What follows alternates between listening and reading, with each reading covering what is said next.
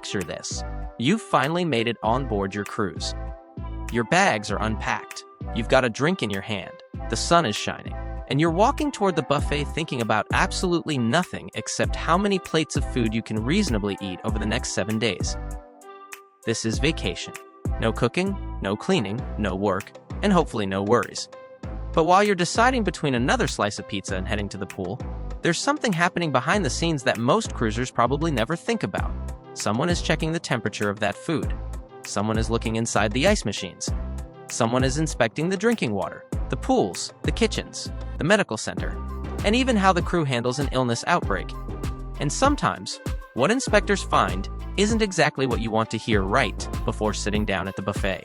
Welcome back to Adventures Away. If you're new here, I'm Justin, and on this channel we talk about cruising, theme parks, travel tips, and everything you need to know to make your next vacation even better. If that sounds like something you're interested in, make sure you hit that subscribe button so you don't miss any of our upcoming adventures.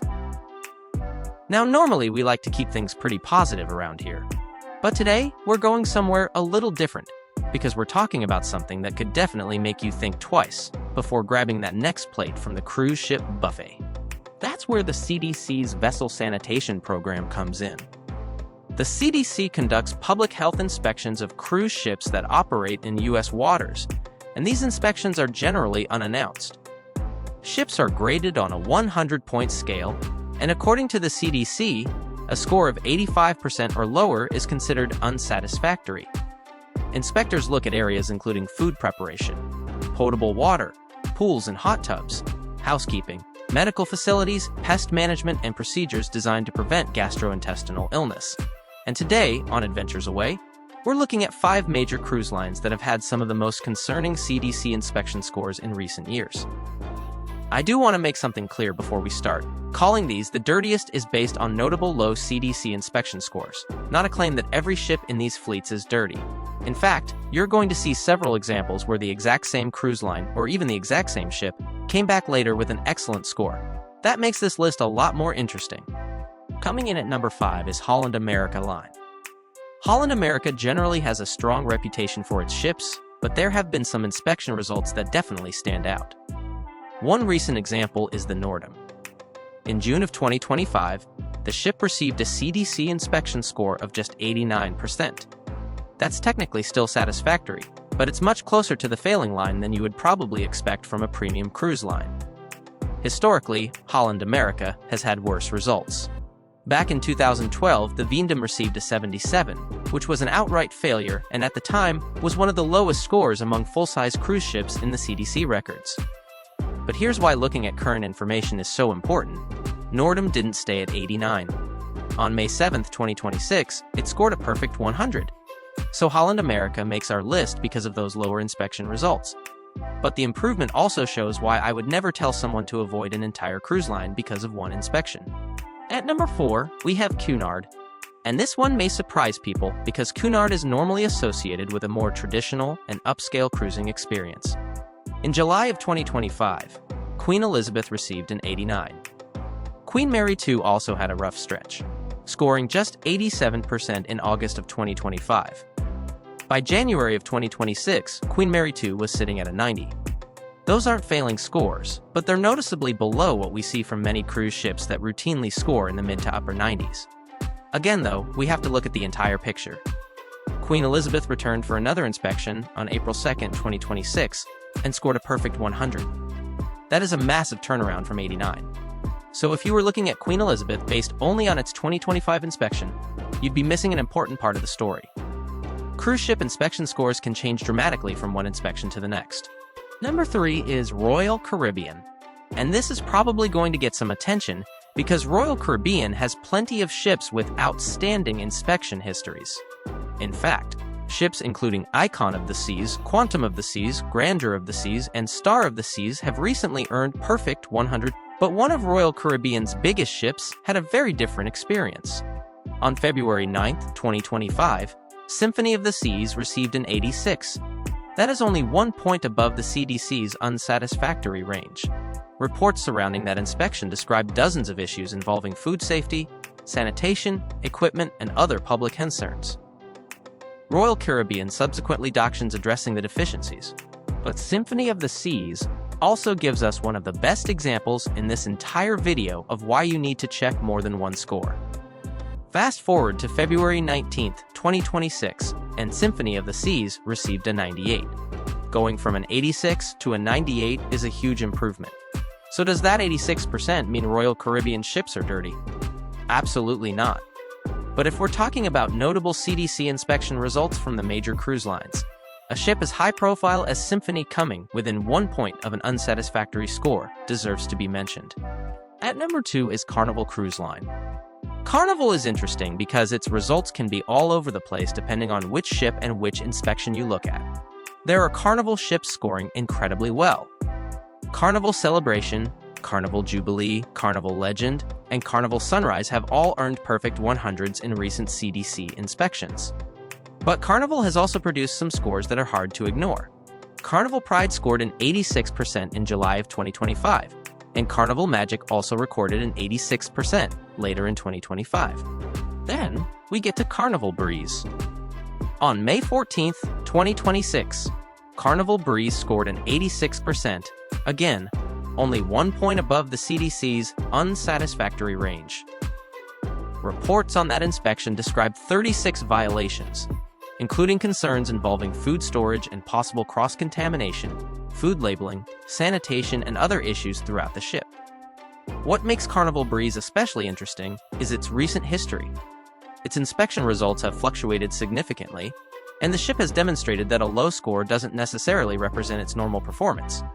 Carnival as a whole is the same way. You can have one ship barely staying above the unsatisfactory threshold, while another Carnival ship earns a perfect 100%. That's why I think checking your individual ship makes much more sense than simply judging the Carnival name. And before we reveal number 1, this is probably a good time to remind everyone just how unusual outright failures actually are. In 2025, only one ship received a failing score, Villa V Odyssey, which scored an 81% in July of 2025. So despite some of the scores we're talking about today, the overwhelming majority of inspected cruise ships are passing. This video isn't meant to make you scared of cruising. It's meant to show you information that is publicly available and that most passengers probably never bother checking. But number 1 on our list right now has to be Norwegian Cruise Line, because Norwegian Dawn actually failed its CDC inspection on March 29, 2026. Norwegian Dawn received an 84, putting it in the CDC's unsatisfactory category. That immediately makes it stand out from the other major cruise lines on this list because we aren't talking about an 86, 89, or 90. We're talking about an actual failing inspection. What makes Norwegian Dawn's result even more surprising is what came before it. The ship scored a 96% in November of 2025 and a 98 in March of 2023, before dropping all the way to 84 in March 2026. At the same time, it would be completely unfair to look at Norwegian Dawn and assume Norwegian Cruise Line as a whole has a cleanliness problem. Norwegian has ships on the opposite end of the scale. Norwegian Aqua scored 100 in March 2026, Norwegian Bliss scored 100 in February 2026, Norwegian Joy scored 100 in February 2026, and Norwegian Luna scored a perfect 100 in April 2026. So once again, the ship matters just as much, if not more, than the cruise line printed on the side of it. And there's one historical score that deserves an honorable mention because it shows just how bad these inspections can get. Princess Cruises' Regal Princess failed a CDC inspection in February 2020 with a score of just 77. At the time, that tied the lowest score for a cruise ship since 2017, when Carnival Fantasy had also scored 77. Compare that with Princess today, and the picture looks very different. Recent CDC data shows several Princess ships scoring well into the upper 90s. That is exactly why historical scores are interesting. But recent scores are much more useful if you're actually deciding whether you're comfortable sailing on a particular ship. So what should you actually do with all of this information? Before your next cruise, especially if cleanliness is something you're concerned about, take a few minutes and look up the actual ship you're sailing on in the CDC Vessel Sanitation Program database. Don't just look at the latest number either. Look at the ship's inspection history. A ship that scores 89 and then comes back with a 100 tells a very different story from a ship that repeatedly stays near the bottom. The CDC also publishes the actual inspection reports, so you can see what inspectors found, instead of assuming every deducted point means the ship was covered in dirt. At the end of the day, cruising remains one of our favorite ways to vacation, and the numbers actually show that most cruise ships perform very well during these inspections. But there's something fascinating, and sometimes a little disgusting, about seeing what CDC inspectors find behind those crew-only doors.